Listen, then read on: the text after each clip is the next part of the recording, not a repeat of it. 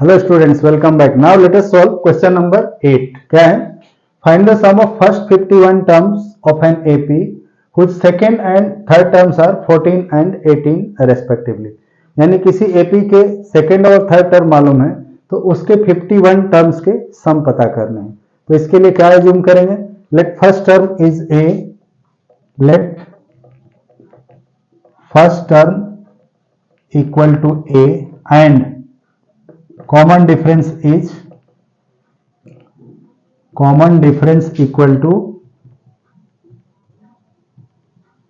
d।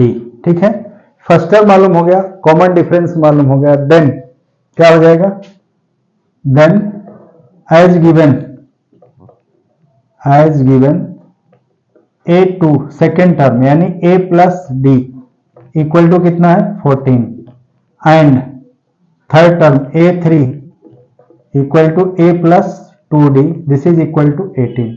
इसे हम इक्वेशन 1 ले लें और इसे इक्वेशन 2 ले लें। तो फर्स्ट इक्वेशन और सेकंड इक्वेशन मालूम है, इनमें a प्लस डी 14 है, दूसरे में a प्लस 2d 18 है। Then by 2 minus 1, hence by 2 minus 1। Second से फर्स्ट को माइनस करेंगे तो क्या होगा? a और a कैंसिल हो जाएगा, 2d minus d will be d। d equal to क्या हो जाएगा? 18 minus 14 that is equal to 4। ठीक है, सो d मालूम हो गया। Then from 1 we can find out a और फ्रॉम 2 किसी भी से भी हम a की वैल्यू निकाल सकते हैं। हेंस फ्रॉम 1 क्या हो जाएगा? a equal to 14 minus d that is 14 minus 4 equal to 10। So अब हमें a और d दोनों की वैल्यू मालूम हो गई। Hence a equal to 10 and d equal to 4। So a और d मालूम हो गया। देन हमें क्या पता करना है? Sum of first 51 terms.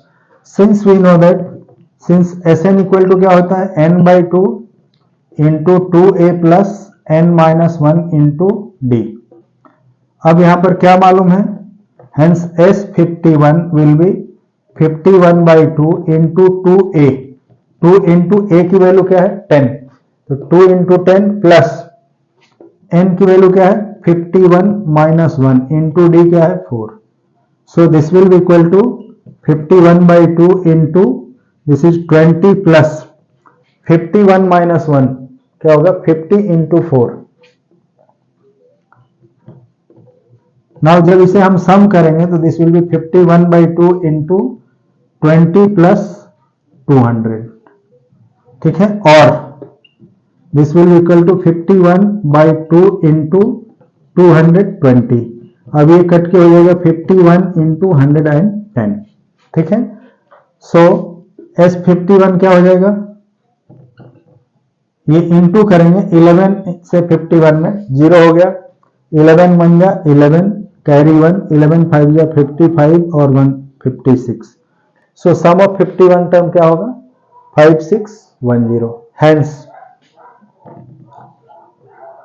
sum of first 51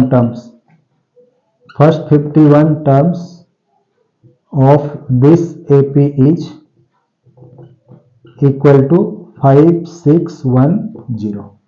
ठीक है, तो समझ में आ गया? नोट करो। मिलते हैं अगले वीडियो में अगले क्वेश्चन के सॉल्यूशन के साथ। Okay, bye.